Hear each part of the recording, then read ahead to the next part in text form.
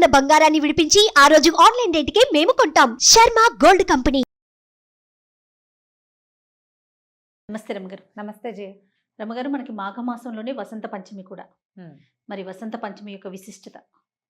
సరస్వతి దేవి జన్మదినం.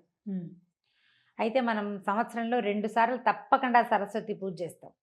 ఒకటి శ్రీ పంచమి లేదా వసంత పంచమి అని చెప్పేటువంటి మాఘశుద్ధ పంచమి. రెండోది శరన్నవరాత్రుల్లో ఏమనాలని అంతే కదా, శరన్నవరాత్రుల్లో వచ్చే మూలా నక్షత్రం రోజున అమ్మవారి జన్మ నక్షత్రము. ఆ రోజు ఆమె సరస్వతి అవతారం తీసుకుంది కాబట్టి మహాసరస్వతి స్వరూపం, నీల సరస్వతి స్వరూపం. ఆ రోజున కూడా మనం సరస్వతి పూజ చేస్తాం. అవునండి. మనం పిల్లలకి అక్షరాభ్యాసాలు చేయటానికి కానీ, ఏదైనా కొత్త పుస్తకం రాత కానీ చదువు కానీ మొదలు పెట్టడానికి కానీ మంచి రోజులు చూసుకుంటాం ఏడాదంతా. అవును. వాళ్ళ జన్మతిథి, పిల్లల జన్మ నక్షత్రము, ఆ తర్వాత ఏమో వాళ్ళకి తిథి తార సూట్ అవుతుందా, కత్తెర ఉందా, అది ఉందా, ఇది ఉందా, వాళ్ళకు కుదిరిందా, వీళ్ళకి బోళ్ళని ఆలోచిస్తాం. ఈ 2 రోజులు ఇటు వసంత పంచమి, ఆ మూలా నక్షత్రం నాడు ఏమీ చూడక్కర్లేదట.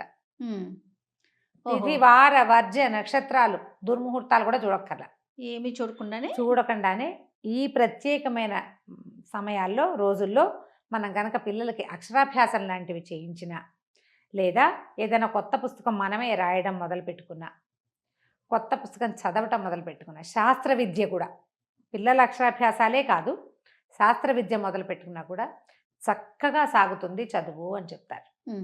ఇప్పుడు ఈ చక్కగా సాగటానికి ఇప్పుడు ఇవాళ ఉన్నది శ్రీ పంచమి. అందరి ఇళ్లలో అక్షరాభ్యాసాలు చేసేస్తారు. 3వ ఏడు వస్తే చాలు. ఇది వరకు మా చిన్నప్పుడు 5వ ఏట అక్షరాభ్యాసం చేసేవాళ్ళు. ఇప్పుడు పిల్లల్ని మరి 3వ ఏటే స్కూళ్ళలో చేర్పించేస్తున్నారు. 2 నిండితే ఇంకా చేసేయాలి. మళ్ళీ 2 నిండాక 2 నుండి 3 నెలలు వచ్చినాయా, 4 నెలలు వచ్చాయా, 6 నెలలు వచ్చాయా అవసరం లేదు. తాతున్నారా, అమ్మమ్మ ఉందా కూడా అక్కర్లేదు. ఇంట్లో అక్షరాభ్యాసం దేవుడి దగ్గర చేయించుకోవచ్చు. లేదా ఇంకొక విశేషమైన ఫలితం ఇచ్చేది ఏంటంటే, దేవాలయాల్లో కనుక చేస్తే, సరస్వతి అమ్మవారిని పూజించే దేవాలయాల్లో చేస్తే ఇంకా అమోఘమైన విద్య ప్రాప్తిస్తుంది పిల్లలకి అని చెప్తారు. సరస్వతి దేవాలయాలంటే మనకి మామూలుగా అందరికీ తెలిసింది బాసర, హైదరాబాద్లో ఉన్న జనాలకు తెలిసింది వర్గలు. సాధారణంగా ప్రతి ఊళ్ళోనూ శంకర మఠాలు ఉంటాయి. ఈ ధ్యాసతో ఉండండి. శంకర మఠాల్లో తప్పకుండా శారదాదేవి పూజ జరుగుతుంది. శంకర మఠం అంటే శృంగేరి విధానం అవలంబిస్తారు. శృంగేరిలో అమ్మవారు ఎవరు? శ్రీ శారదాదేవి. అవును. శృంగేరి శారదా అమ్మవారు, శారదాంబే విద్యలకి తల్లి. ఆమె పూజ తప్పకుండా చేస్తారు. శంకర మఠాల్లో విధానం అదే. శంకర మఠాల్లో కూడా మనం అక్షరాభ్యాసం చేయించుకోవచ్చు. ప్రతి ఊర్లోనూ ఉన్నాయి. హైదరాబాద్ లాంటి చోట అయితే 4-5 చోట్ల ఉన్నాయి. అవునవును.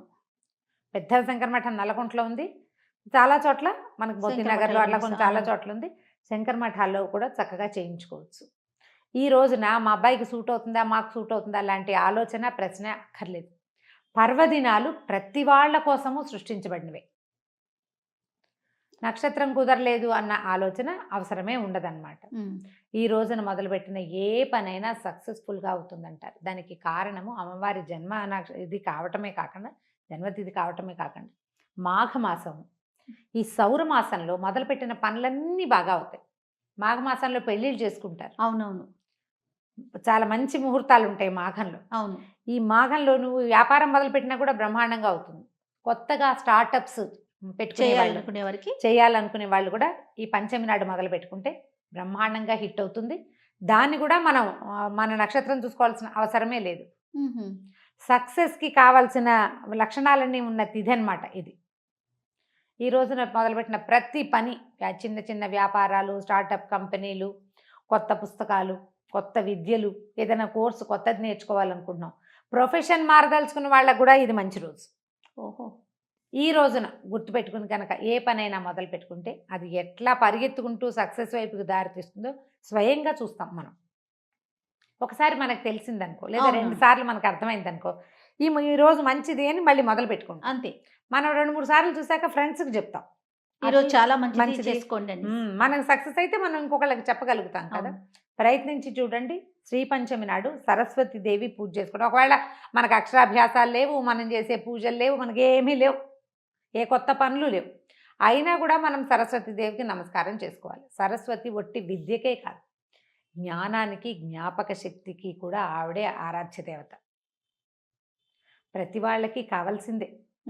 అంచేత ఆ రోజున ఈ సరస్వతి పూజ అని మనం చెప్పుతున్నటువంటి ఈ వసంత పంచమి నాడు పొద్దున తలస్నానం చేసి సూర్యుడికి అర్ఘ్యం ఇచ్చేసి సరస్వతి దేవికి సంబంధించిన 4-5 శ్లోకాలను అనుసంధానం చేసి సరస్వతి స్తోత్రం, సరస్వతి అష్టోత్తరంతో కానీ అమ్మవారికి తెల్లటి పువ్వులతోటి పూజ చేసుకుని పెరుగన్నాన్ని కానీ లేకపోతే తెల్లగా కొంచెం పంచదార వేసి చేసినటువంటి పాయసాన్ని కానీ రవ్వ కేసరిని కానీ సరస్వతి దేవికి నివేదన చేసి ఆ ప్రసాదాన్ని పుచ్చుకుని ఇవాళ సరస్వతి దేవి పుట్టినరోజు, బర్త్డే సెలబ్రేషన్స్ అంతే.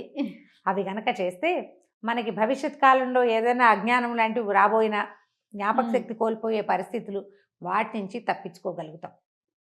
పిల్లలకి ఆ ప్రసాదం పెడితే రేపొద్దున చేయబోయే పరీక్షలు, వెళ్ళబోయే భావి జీవితంలో వెళ్ళబోయే రకరకాల ప్రదేశాల్లో వాళ్ళకి సర్వత్రా జయం లభిస్తుంది. విశేషంగా ఏదో చేసి కలశం పెట్టి అలా చేయాల్సిన పని అయితే లేదు. మన ఇంట్లో సాధారణ పూజ జ్ఞాపకం పెట్టుకుని ఇవాళ సరస్వతీదేవి పూజని ఆమెకు సంబంధించిన స్తోత్రం చదువుకోవటం, ఆమె కోసం తెల్లటి పూలతో పూజ చేసుకోవటం, ఆమె కోసమే ఏదైనా ఒక తెల్లటి ప్రసాదాన్ని నివేదన చేసుకోవటం. ఈ ప్రకారంగా చేస్తే ఈ మహాపర్వదినం రోజున మనం చేసినటువంటి స్తోత్రాలు, శ్లోకాల అనుసంధానం అది మనకి ఉపయోగపడుతుంది. వాటి నుంచి ఒక పాజిటివిటీ మనకి వస్తుంది. జ్ఞాపకం పెట్టుకుని చేసుకోండి. అలాగే నమ్మగారు. నమస్తే. నమస్తే.